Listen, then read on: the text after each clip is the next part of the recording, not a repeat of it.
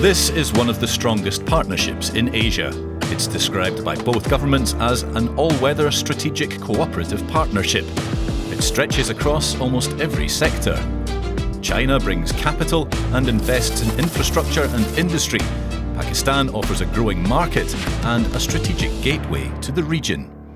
Now this relationship is reaching a new level. Pandas and space. So what's going on? Let's start with pandas, but not these pandas. We're talking panda bonds.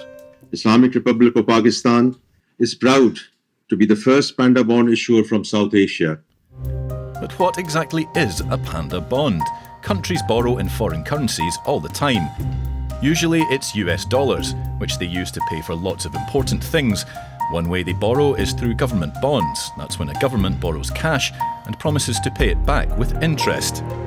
More and more firms and governments are borrowing from investors in China instead, and they're doing that by issuing bonds in China's currency, the renminbi, also known as the yuan. These bonds are called panda bonds. Pakistan is starting small, with an initial issuance of $250 million. It's the first step in a planned $1 billion programme. But compared to IMF loans, trade flows or remittances, how much of a difference can $250 million really make?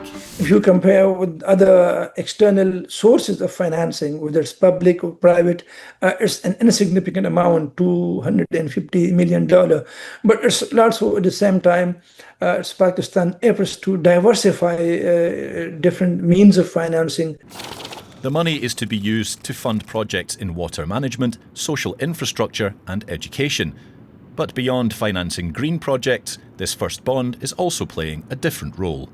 This is not about only to raise money from the Chinese investors, but it is also an effort to integrate in the Chinese market. Now the second thing, space.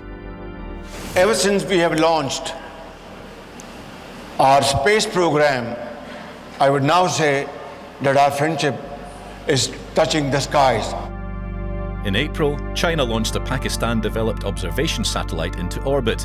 For Pakistan, the potential goes far beyond prestige. You cannot overemphasize the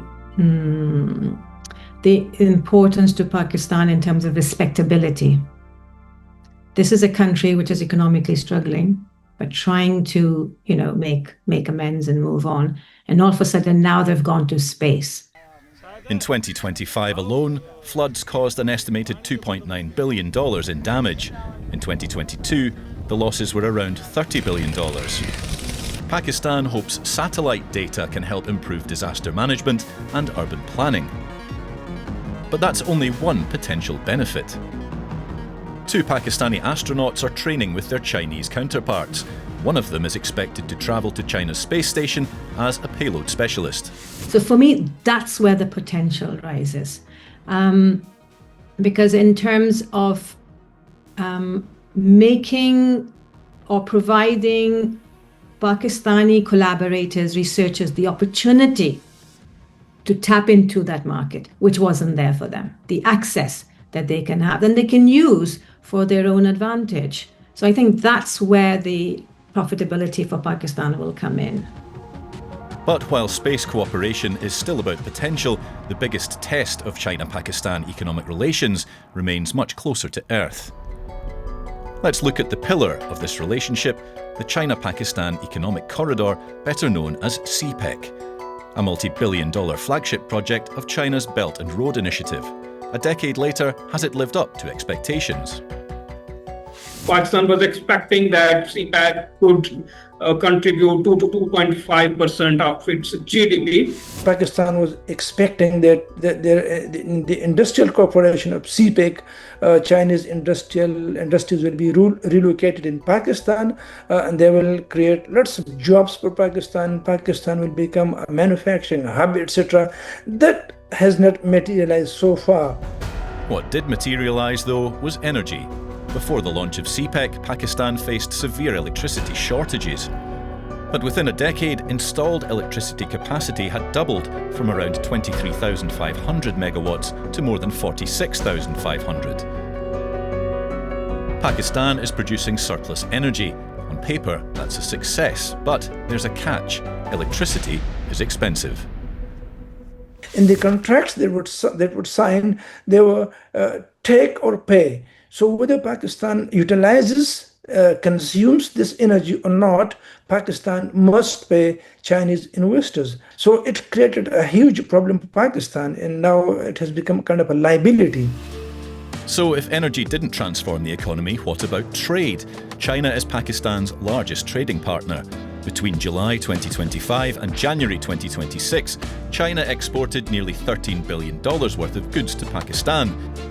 In the other direction, Pakistan exported just around $1.5 billion to China. To put it another way, Pakistan imports 9 times more from China than China does from Pakistan. There's no doubt that the economic relationship between China and Pakistan is deep and multifaceted.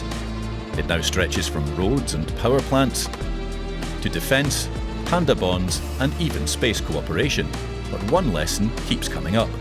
Part of the problem is the narrative, because politicians like to sell projects, especially if nothing is happening, they will oversell it. Over the past 75 years, Pakistan-China ties have expanded across every sector. While this has delivered clear economic and strategic benefits for Islamabad, it has also increased Pakistan's reliance on Beijing for investment, finance, and technological cooperation.